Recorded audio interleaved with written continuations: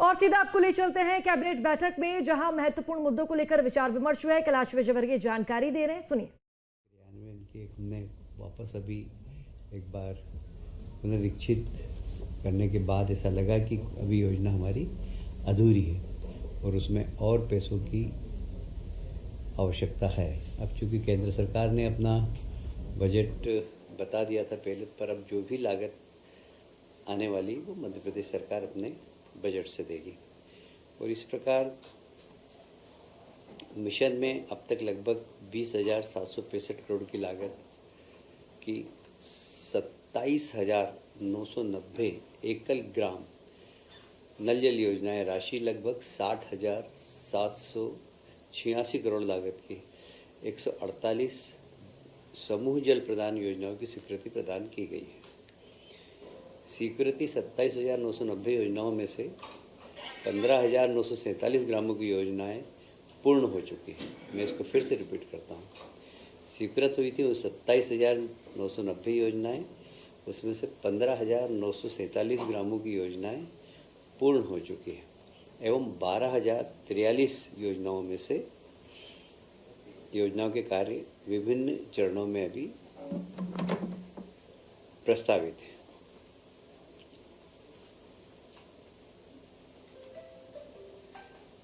विभिन्न कारणों में अभी तक कुल 8,358 योजनाओं के फिर से पुनरीक्षण की आवश्यकता हुई। यदि पुनरीक्षण की कार्रवाई नहीं की जाती तो 7 लाख ग्रामीण परिवार क्रियाशील घरेलू नल कनेक्शन से वंचित रह जाते।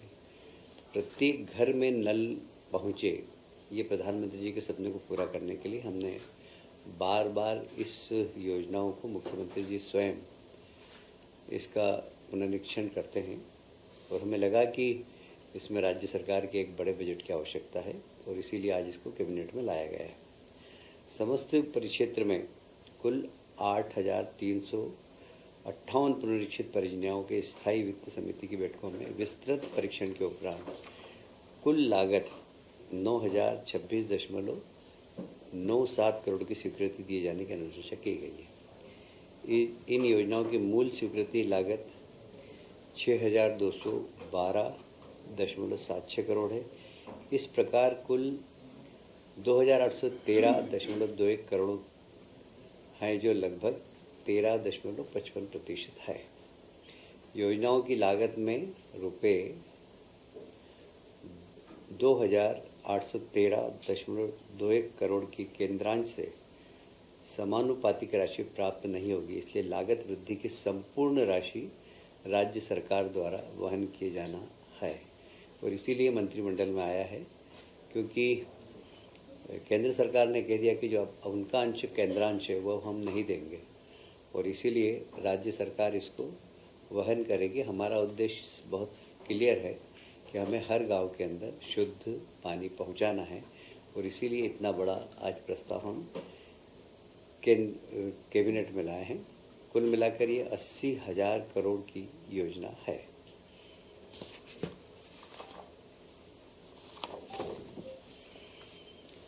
उज्जैन शहर के अंदर हरी फाटक एक है, वहाँ पर आरओबी बनना है।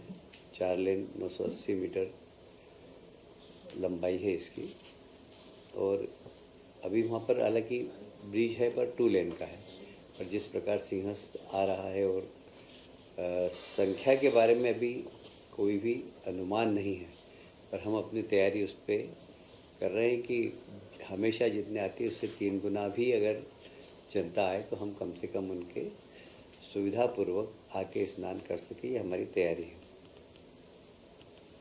वहाँ पर चूँकि 4 लेन ब्रिज के दोनों साइड बन गई है और ब्रिज 2 लेन का ही है, इसलिए हमेशा ब्रिज पे जाम भी लग जाता है, इसलिए 4 लेन वहाँ पर बहुत आवश्यक है।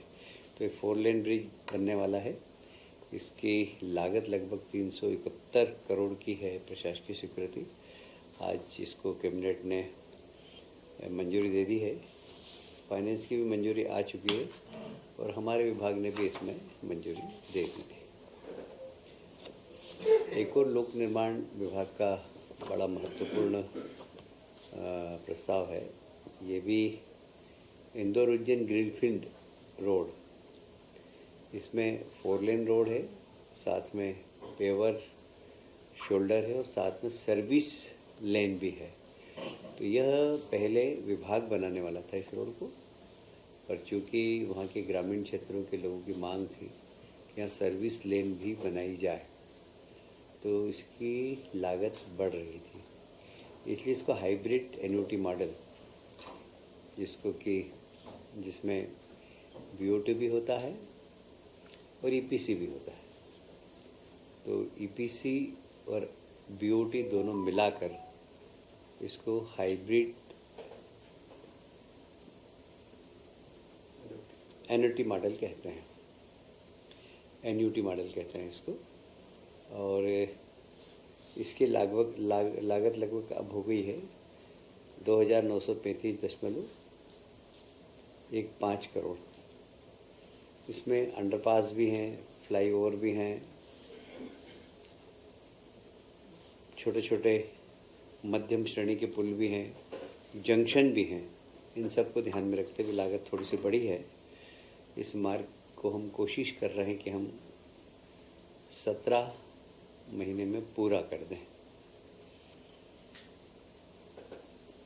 और इसके संसाधन और कंसेशन की जो समय सीमा है वो लगभग 17 वर्ष होगी। इसमें भी वित्त विभाग की सहमति आ गई है। और ये महत्वपूर्ण रोड है क्योंकि ऑलरेडी इंदौर उज्जैन रोड है पहले से, उसको 4 लेन से 6 लेन हमने किया है। ये एक एक्स्ट्रा रोड बनाई जा रही है। इसी प्रकार इसी एन्युटी मॉडल से नर्मदापुरम टिमरनी मार्ग, ये 2 लेन बन रही है। और मैं पेवर शोल्डर, ये भी हाइब्रिड एन्युटी मॉडल, जैसे मैंने बताया आपको, 72 किलोमीटर की परियोजना है ये। और लगभग इसकी लागत भी 972.16 करोड़ की होगी। इसमें भी 2 अंडरपास है, 4 बड़े पुल है, 37 मध्यम श्रेणी के पुल हैं, कुछ जंक्शन है 14, और बीच में क्रॉसिंग भी है। इन सब को मिलाकर एक अच्छी रोड बने। और इसका भी मार्ग निर्माण कंसेशन अवधि 17 वर्ष रहेगी। यह भी एक बहुत अच्छी रोड बनने वाली है।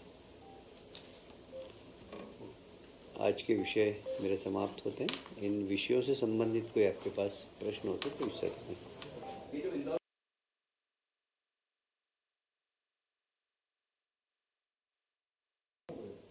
यह नया रोड है।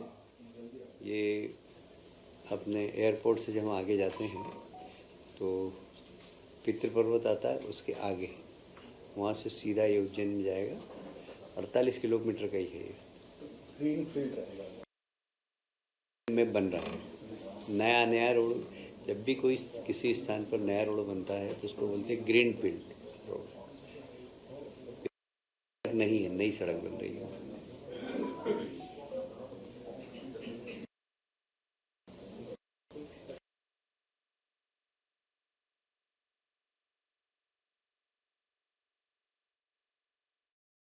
मोहन, कैबिनेट की अहम बैठक पर देखिए विचार विमर्श किया जाता है और बैठक में तमाम विषयों पर बातचीत होती है। उसकी जानकारी मंत्री कैलाश विजयवर्गीय देते हुए नजर आ रहे हैं और तस्वीरें भी आपके सामने, आपको हम तस्वीर दिखा रहे हैं। देखिए किस तरह जब कैबिनेट ब्रीफिंग चल रही थी तो कैलाश विजयवर्गीय द्वारा तमाम ज़रूरी और महत्वपूर्ण जानकारी दी गई।